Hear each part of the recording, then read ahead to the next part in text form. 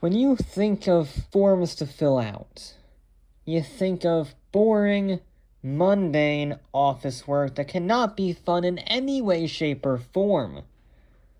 However, what if I were to tell you that for a brief period in the 1960s, one of these forms made some of the greatest cars in the history of General Motors against General Motors' wishes? This is the story of the group of guys who thought outside of the box and used the central office production order form to make some of the most legendary vehicles in muscle car history. This is the story of the E-COPO system. Absolutely not.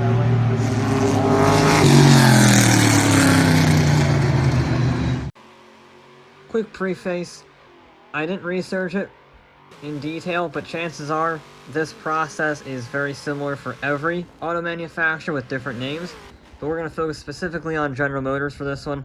Alright? Okay? Cool. 99% of the time, if you buy a car from GM, that car will be created based on the RPO form that was submitted by the customer or dealership who ordered it. The regular production office form basically tells the production line what options, engines, colors, etc.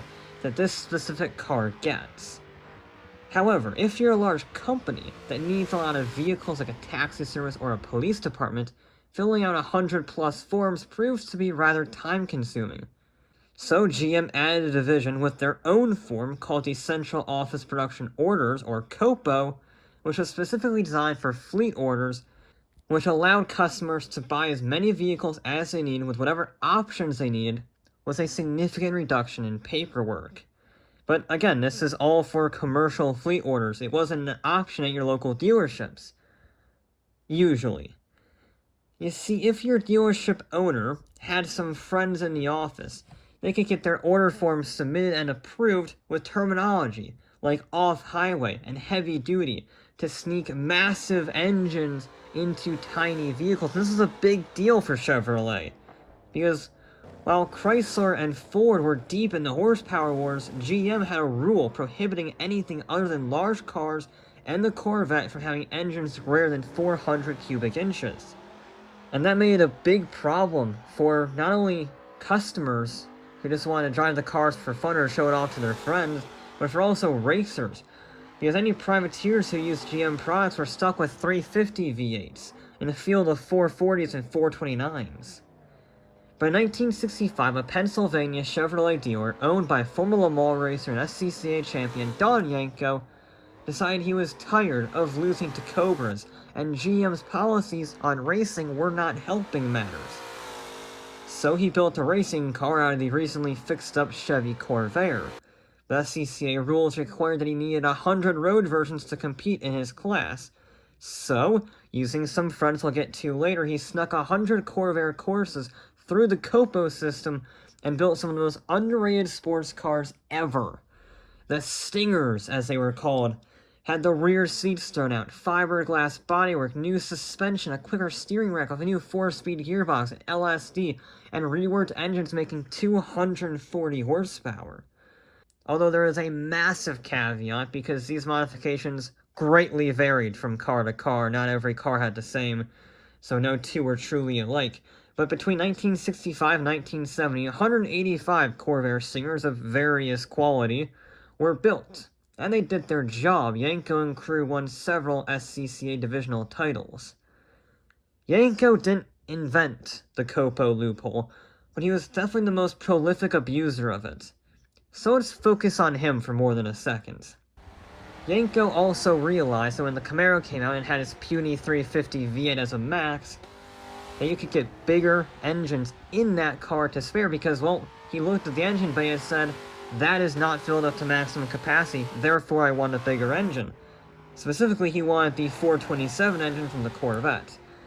Initially, he actually bought the engine and the car separately and then swapped them manually before selling them to customers, but he quickly realized that demand vastly outnumbered his 106 unit supply, and it was very time-consuming to build them.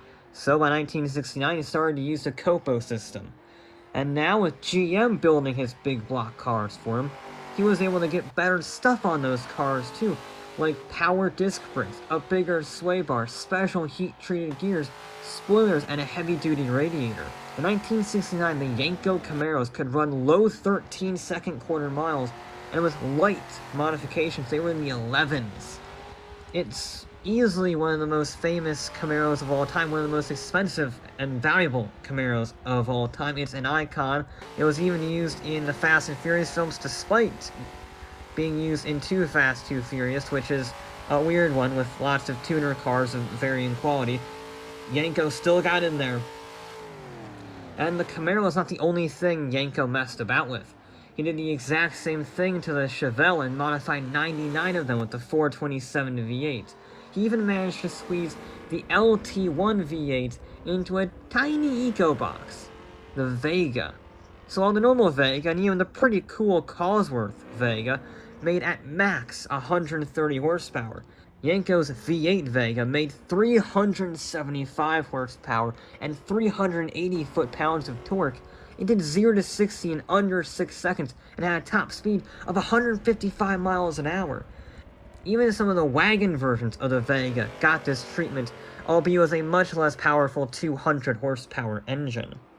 Don Yenko is a legend amongst the Chevrolet community, and it was because he was able to use the E-COPO system to build some of GM's greatest performance cars in an era when they wouldn't simply allow them. But now we have to shift gears away from Don Yenko and his circuit racing to Vince Piggins. He may very well be one of the most important people in the history of General Motors, whether it be the invention of the Z16 drag racer in 1963 or the Z28 Camaro for Trans Am circuit racing. He was a force to be reckoned with and had significant power in General Motors, and he used that power to make performance vehicles and improve General Motors' performance brands. He was also the first one to think of using E-COPO to actually put a bigger engine in your vehicle. Because they had used E-COPO in the past, just like Yenko did with his Stingers, to put performance modifications in their cars. That's not completely unreasonable. But putting a bigger engine in? That had never been done before. And Piggins just so happened to be in charge of promotions at GM, and he thought an NHRA program would do well. But those pesky rules about no big blocks and small cars meant a factory approach was hopeless. So initially they built 50 big block Novas for stock and super stock drag racing. They were pretty darn good drag racers. But he wanted more. So he went back to the E-COPO system and stripped every single thing out of the Camaro and then threw in the 427. But not any normal 427. The ZL1 V8. An all-aluminum, specialty drag racing version of the 427 that was a monster, yes. Before it was a trim level of the Camaro, the ZL1 was a really big engine. Was a massive success in the quarter mile. It was a force to be reckoned with, especially at the hands of Fred Gibbs, but there was a big elephant in the room. All of these cars were doing very well, being very successful in racing. But the road cars that were sold to dealerships like Don Yenko, like Fred Gibbs, were not doing so hot. Selling a E-COPO car was virtually impossible. Yenko was the only one with any actual success because he made everybody know that you weren't just driving a Camaro, you were driving a Yenko Camaro. But for some reason, nobody else thought of that. In fact, Gibbs went out of his way to remove any SS badging from this road-legal NHRA Camaros, so nobody thought anything of them.